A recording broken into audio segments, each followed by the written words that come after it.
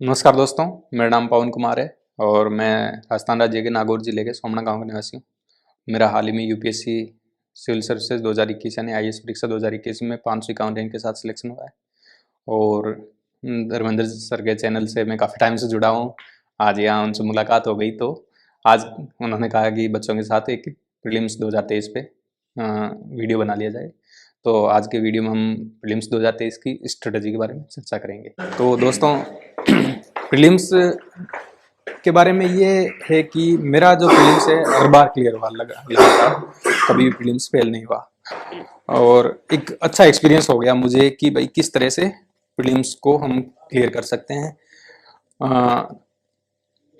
दूसरा ये कि बहुत कम पढ़ के हम प्रीलिम्स क्लियर कर सकते हैं, ये एक अंदर स्किल डेवलप हो गई। तो आज की इस वीडियो में मैं आपके साथ ये डिस्कस करूंगा कि प्रीलिम्स 2023 की आप कैसे स्ट्रेटजी बनाएं। ठीक है दोस्तों, जैसे मैं क्या करता था, मैं आपको मेरी स्ट्रेटजी बताता हूं और उससे आपको कहीं ना कहीं हेल्प मिल जाएगी। आप अपनी स्ट्रेटजी को उसके हिसाब से एडजस्ट कर सकते हैं। सबसे पहले मैं प्रीलिम्स में दो चीजें ध्यान रखनी है, एक तो क्या पढ़ना है, दूसरा कैसे पढ़ना है। ये दो क्वेश्चन है। आज भी अगर आप बहुत सारे बच्चों से अगर इंटरेक्शन करोगे तो उनको पता ही नहीं चलेगा कि क्या क्या पढ़ना है। एक एक टॉपिक की 10-10 बुक्स ले आए, कमरे को लाइब्रेरी बना दिया, तो वो सिलेक्शन का रास्ता नहीं है। तो क्या पढ़ना है, सिलेक्टिव पढ़ना है हमें, बहुत मिनिमम रिसोर्सेज में मैक्सिमम आउटपुट निकालना है। क्या पढ़ना, तो इसके लिए जैसे मैंने क्या कर रखा है, सब्जेक्ट को बांट रखा है, 7 सेक्शन बांटे मैंने, history, polity, geography, economy, environment, science tech और करंट अफेयर्स। ठीक है, तो ये 7 सेक्शन हो गए। इनकी मैं बुक्स और जो भी रिलेटेड स्टडी मटेरियल है वो मैं ले आता हूं और वो लाके मेरे टेबल पे रख दिया। तो ये तो काम हो गया क्या पढ़ना है। जैसे मैंने हिस्ट्री के लिए एंशिएंट, मिडाइवल, मॉडर्न, तो एक तो ओल्ड एनसीईआरटी ले ली, इसके अलावा मॉडर्न की एक स्पेक्ट्रम ले ली। फिर आर्ट एंड कल्चर के लिए मैं नितिन सिंघानिया की जो बुक है उसको पढ़ लेता हूँ। आर्ट एंड कल्चर में दिक्कत ये आती है कि हर बार है ना, आर्ट एंड कल्चर का इतना बड़ा इंडिया है, इतनी आर्ट्स हैं, कल्चर है यहाँ पर, इतना डाइवर्सिफाइड है, जिंदगी भर पढ़े तो भी नहीं हो सकता। तो हम नितिन सिंघानिया पढ़ते हैं कि भाई एक हमें थोड़ा सा बेसिक अंडरस्टैंडिंग डेवलप हो जाए कि भाई क्या क्या चीजें हैं, किस किस तरह से आर्ट्स, इंडिया की आर्ट है, जैसे टेम्पल आर्ट है या जो भी आर्ट है, पेंटिंग है, तो उनके बारे में हमें बेसिक मोटा मोटा आइडिया हो गया। फिर न्यूज़पेपर पढ़ोगे ना, तो न्यूज़पेपर में क्या होता है कि कुछ ना कुछ जो भी आर्ट है जो चर्चा में रही है, यूपीएससी वहीं से पिक करता है। तो थोड़ा न्यूज़पेपर पढ़ोगे तो आपका आर्ट एंड कल्चर वहां से भी क्लियर हो जाएगा। तो ये हो गया हिस्ट्री। हिस्ट्री के बाद पॉलिटी में एम लक्ष्मीकांत पढ़ते हैं और सारे बच्चे वही पढ़ते हैं, कोई सा भी कॉम्पिटिटिव एग्जाम हो। लेकिन यूपीएससी के लिए ये है कि आप एम लक्ष्मीकांत को लो और चीजों को समझो। एम लक्ष्मीकांत है, पॉलिटी की बहुत अच्छी बुक है। चीजों को समझो, हर एक चीज का कंसेप्चुअल क्लियरिटी, जैसे मौलिक क्वेश्चन करो कि अच्छा मौलिक अधिकार है, क्या जरूरत पड़ी, क्यों जरूरत पड़ी, मौलिक नीति निर्देशक तत्व क्या है, क्यों जरूरत पड़ी इनकी, इनको मौलिक अधिकारों के साथ क्यों नहीं जोड़ा गया, ऐसे क्वेश्चन करो और मोटी कंसेप्चुअल क्लियरिटी या एक बेसिक अंडरस्टैंडिंग हो आपकी हर एक चीज की। ठीक है, इस तरह से पॉलिटी एम लक्ष्मीकांत हो गई। ज्योग्राफी में जैसे मैं ऐसे करता था, 11th-12th की जो न्यू एनसीईआरटी है वो ले ली, और एक महेश कुमार वर्णवाल या जेसी लेयोंग जो भी एक बुक है, एक बेसिक बुक और ले ली। फिर मैं राजधानी मैडम के यूट्यूब पे वीडियोज पढ़े हैं, मृणाल सर के चैनल पे, तो उनको पढ़ लेता था, उनको देख लेता था एक बार, तो इससे ज्योग्राफी कंप्लीट हो जाती। फिर इकोनॉमी के लिए मैं मृणाल सर को वन स्टॉप सॉल्यूशन मानता हूँ कि पहले तो मैंने वीडियोस देखे हैं उनके, उनसे क्या वीडियो से वो कंसेप्चुअल क्लैरिटी आ जाती है कि हर चीजें इकोनॉमिक्स की जो बेसिक्स हैं वो अच्छा करवा देते हैं। आपके बेसिक्स है, यूपीएससी में प्रीलिम्स में सबसे इंपॉर्टेंट चीज ये बेसिक्स स्ट्रॉन्ग होने चाहिए, या फिर आंसर निकाल लोगे प्रीलिम्स का, तो कोई सा भी क्वेश्चन हो। तो मृणाल सर के जो वीडियोज है उनको देख सकते हो अगर आप बिगनर हो, और अगर आपने वीडियोज देखे हुए पहले तो उनकी फिर पीडीएफ है वो पढ़ लो, जो पीडीएफ की तो 700-800 ऐसे कुछ पेज आते हैं। इकोनॉमी, फिर एनवायरमेंट, इकोलॉजी, एक बहुत बड़ा और मेजर सेक्शन है एनवायरमेंट इकोलॉजी। और बेड लक ये है कि जो है कोई अच्छा हिंदी मीडियम में कंटेंट अवेलेबल नहीं है, हमें इंग्लिश मीडियम में पढ़ना पड़ता है। शंकर आईएएस की बुक या फिर जो पीएमएफ आईएएस है और ओल्ड जो इकोलॉजी की एनसीईआरटी है, ये चीजें मिलाता और इंग्लिश मीडियम में पढ़ना पड़ता था। क्योंकि हिंदी मीडियम में क्या करते हैं कि सारे कोचिंग वाले ये कर रहे थे, ट्रांसलेट करते हैं उसको गूगल से, तो उसमें क्या है कि ट्रांसलेशन उसकी आत्मा ही मर जाती है। फिर भी कोशिश करो, आपकी एनसीईआरटी पढ़ो, और अगर इंग्लिश में थोड़े बहुत कंफर्टेबल तो इंग्लिश से पढ़ लो, और नहीं तो फिर हिंदी में तो पढ़ना है ही। फिर है साइंस टेक। साइंस टेक के दो पार्ट है, एक तो है बेसिक साइंस या लाइफ साइंस और दूसरा है टेक्नोलॉजी। तो बेसिक साइंस तो आप जैसे 9th 10th की एनसीईआरटी है, एक बार उनको पढ़ लो, उससे अंडरस्टैंडिंग डेवलप हो जाएगी। या फिर कोई एक साइंस की टीएमएच की कोई बुक ले सकते हो बेसिक साइंस यूपीएससी के लिए, जिसमें मोटी मोटी अंडरस्टैंडिंग हो, नैनो साइंस, नैनो टेक्नोलॉजी क्या है, क्वांटम टेक्नोलॉजी क्या है, बायोटेक्नोलॉजी क्या है, ये सारी चीजें। तो ये तो हो गया बेसिक साइंस। उसके बाद है टेक्नोलॉजी। टेक्नोलॉजी में आपको ये करना है कि टेक्नोलॉजी में लेटेस्ट टेक्नोलॉजी यूपीएससी क्वेश्चन पूछती है। जैसे अगर हम देखें तो बायोलॉजी में जैसे क्रिस्पर-Cas9 टेक्निक है, यूपीएससी 2-3 बार क्वेश्चन पूछ चुकी है। ग्रेविटेशनल स्पेस टेक्नोलॉजी में जैसे ग्रेविटेशनल वेव्स है, ये ब्लैक होल, इनके बारे में हर बार क्वेश्चन पूछे जाते हैं। तो ये करंट अफेयर्स से आपका कंप्लीट होगा, ठीक है। तो करंट अफेयर्स में न्यूज़पेपर में जो साइंस टेक का पोर्शन होता है उसको पढ़ो।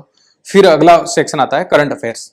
तो करंट अफेयर्स के लिए दोस्तों बच्चे क्या करते हैं, बहुत बड़ी गलती ये करते हैं कि बहुत सारा न्यूज़पेपर पढ़ लिया, बहुत सारी मैगजीन्स पढ़ ली, कुरुक्षेत्र, योजना, हम कितना ही पढ़ लो, हम कितना कैरी करते हैं एग्जाम तक वो मायने रखता है। और ज्यादा पढ़ लिया आपने और रिवाइज नहीं किया तो फिर वो बिल्कुल बेकार है, आपका टाइम वेस्ट है। तो इसलिए मैं ये सभी को सजेस्ट करता हूँ, 1 न्यूज़पेपर 1 मैगजीन। 1 न्यूज़पेपर है, अगर हिंदी में पढ़ो तो दैनिक जागरण ठीक है, और इंग्लिश में पढ़ो तो इंडियन एक्सप्रेस वगैरह आप पढ़ सकते हो, या द हिंदू भी देख सकते हो, ठीक है। और द हिंदू पे थोड़ा सा आरोप लगता है कि ये एक पर्टिकुलर आइडियोलॉजी को सपोर्ट करता है, तो इसलिए आप थोड़ा अलर्ट होकर उसको पढ़ना। और मैगजीन्स के लिए विजन आईएएस की मैगजीन है, सबसे बढ़िया है, 80-90 पेज आते हैं उसमें, और बहुत ही बढ़िया मैगजीन है विजन आईएएस की। तो इस तरह से ये 7 सेक्शन हो गए, ये पढ़ना, ठीक है। और लगभग बच्चों को चीजें पता चल जाती है। और ये अब इंपॉर्टेंट चीज है कैसे पढ़ना है, ठीक है। बुक्स ला दी, इससे आपका सिलेक्शन नहीं होगा, इनको पढ़ लिया, अगर आप टेक्निक सही होनी चाहिए पढ़ने की, ठीक है।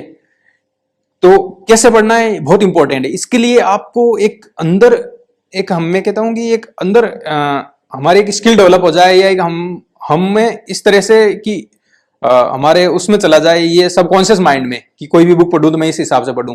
तो सबसे पहले ये करना है कि आप प्रीवियस ईयर्स के क्वेश्चन पेपर ले लो और उनको अच्छे से गो थ्रू करो 2-3 बार। हर एक सेक्शन से आपको पता होना चाहिए। जैसे भाई मान लो पॉलिटी का ही सेक्शन ले लिया, तो पॉलिटी में राष्ट्रपति है, राष्ट्रपति से यूपीएससी ने अब तक क्या क्या क्वेश्चन पूछे हैं, या मौलिक अधिकार है, नीति निर्देशक तत्व है, यूपीएससी ने क्या क्या क्वेश्चन पूछे हैं। एक बार अगर आपने ये अच्छे से कर लिया ना, तो इसके बाद आप जब भी पढ़ोगे कोई भी बुक तो इसी हिसाब से पढ़ो कि इससे क्या क्वेश्चन बनता है। भाई जैसे आपने प्रीवियस क्वेश्चन पेपर पढ़ लिए, कर लिए अच्छे से, तो आपको आपके अंदर अपने आप ही एक अलर्ट होके हम पढ़ने लग जाएंगे। पढ़ो तो ऐसे नहीं कि पूरी बुक को शुरू से लेकर लास्ट तक पढ़ दिया, ऐसे नहीं पढ़ना है। जहां से क्वेश्चन बनते हैं, कहां से क्वेश्चन बनते हैं, वो एरियाज हमें पता चल जाते हैं जब हम प्रीवियस ईयर क्वेश्चन पेपर करते हैं, और फिर उसी हिसाब से हमें पढ़ना है कि अच्छा इससे ये क्वेश्चन पहले बना है, अच्छा आगे ये क्वेश्चन बन सकता है, इस हिसाब से पढ़ना है, इससे क्या क्वेश्चन बन सकता है, कोई भी टॉपिक, ठीक है। तो एक तो ये हो गया प्रीवियस ईयर क्वेश्चन पेपर से। दूसरा होता है, दूसरी एक टेक्निक होती है रैपिड रीडिंग, कि आप एक बुक को अगर 2-3 महीने लगा रहे हो, 2 महीने लगा रहे हो पढ़ने में, तो इसके बजाय आप उसको कम टाइम में पढ़ो, जल्दी जल्दी पढ़ो और उसको फ्रीक्वेंटली पढ़ो। जैसे एक तो हो गया, मैंने 2 महीने लगाए एक बुक को बहुत ही अच्छे से मैंने पढ़ लिया, लेकिन ये ज्यादा फ्रूटफुल नहीं है। इसके बजाय आप ये करो कि मैं 10 दिन या 15 दिन में एक बुक कंप्लीट की। पहली रीडिंग में मुझे बहुत कम चीजें पता चलेगी, दिमाग में एक खाली आइडिया बन जाएगा, पिक्चर बन जाएगी, अच्छा इस बुक में ये थीम है, ये चीजें हुई है, या ये बात कह रहा है। सेकंड रीडिंग में और थोड़ा डिटेल से पता चलेगा, थर्ड रीडिंग में और डिटेल से, फोर्थ, फिफ्थ, तो 3-4 रीडिंग के बाद आप उस बुक का जो क्रक्स है वो आपको समझ आ जाएगा। तो ये ज्यादा इंपॉर्टेंट होता है। तो इसलिए रैपिड रीडिंग की टेक्निक है वो उसके हिसाब से आपको पढ़ना है। मैं ऐसे करता था कि 100 पेज का टारगेट रखता था हर एक सब्जेक्ट का, कि भाई 100 पेज है वो मुझे डेली पढ़ने हैं। तो 100 पेज के हिसाब से मैंने टारगेट बना लिया। और पहली रीडिंग में जैसे 15 दिन लगाए, तो अगली रीडिंग में मेरे को 10 दिन लगेंगे, फिर अगली रीडिंग में 7 दिन लगेंगे। ऐसे धीरे धीरे क्या होगा कि टाइम भी आपका वो बच जाएगा। तो इस तरह से आप प्रीवियस क्वेश्चन पेपर करो और रैपिड रीडिंग की टेक्निक के साथ पढ़ो, ठीक है। ये सबसे बेस्ट है प्रीलिम्स के लिए। और फिर आता है टेस्ट सीरीज का, कि टेस्ट सीरीज करें या ना करें। तो कुछ चीजें तो आप हमेशा ध्यान रखना कि ये जो कोचिंग्स हैं और यूपीएससी है, इनका एक बहुत डिफरेंट लेवल होता है। तो कोचिंग्स वाले कितनी भी मेहनत कर लो, यूपीएससी लेवल तक नहीं पहुंच सकते। फिर भी अगर आप टेस्ट सीरीज करना चाहो तो टेस्ट सीरीज कर सकते हो, और टेस्ट सीरीज में एक OMR शीट भरने की प्रैक्टिस हो जाएगी, एक टाइम बाउंड मैनर में आपको प्रैक्टिस हो जाएगी कि भाई इतना टाइम में, जैसे सीसेट में दिक्कत आती है कि पेपर छूट जाता है, तो आप अगर टेस्ट सीरीज करोगे तो क्या होगा कि आपको टाइम बाउंड मैनर में चीजों को करने की आदत बन जाएगी। तो अगर किसी ने नहीं की है, बिगनर है, तो आप टेस्ट सीरीज कर सकते हो।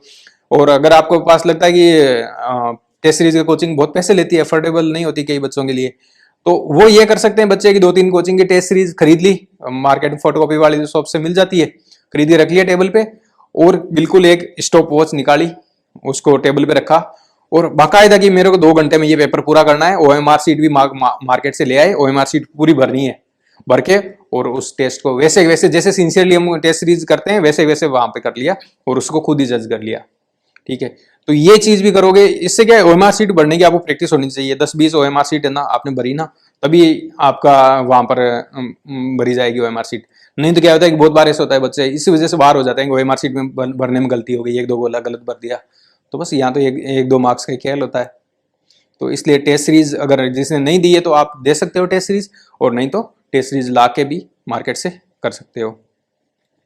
और जैसे PYQ प्रीवियस क्वेश्चन पेपर के बारे में जैसे धर्मेंद्र जी ने अभी तैयार किए थे, मैंने देखे थे, तो आप एक बार उनको भी अच्छे से गो थ्रू कर सकते हो प्रीवियस क्वेश्चन पेपर, तो इससे भी डेफिनेटली फायदा मिलेगा। और ये हिंदी मीडियम के मैं तो ये मानता हूँ बच्चों का सौभाग्य है कि धर्मेंद्र सर जैसे जो लोग हैं वो आए हैं और बच्चों को पढ़ा रहे हैं, और रियल में बच्चों को फायदा मिल रहा है, जो बच्चे काइंड मेहनती हैं। ठीक है, तो इस तरह से आप प्रीवियस क्वेश्चन पेपर भी देख सकते हो। और आप लोगों की हेल्प के लिए बच्चों, मैंने भी एक यूट्यूब चैनल खोला है, और मैं सोच रहा हूँ कि मैं भी कभी कभार आपको जो प्रीलिम्स वगैरह की कुछ क्लासें लूँ एज ए हॉबी, तो मुझे भी एक सेटिस्फेक्शन मिलेगा कि भाई मेरी जो मेहनत है इतने टाइम की वो कहीं ना कहीं आप लोगों के काम आ रही है। तो इसका जो लिंक है वो यहाँ डिस्क्रिप्शन में दिया गया है, तो आप उसको चैनल को सब्सक्राइब कर सकते हो। ठीक है, थैंक यू।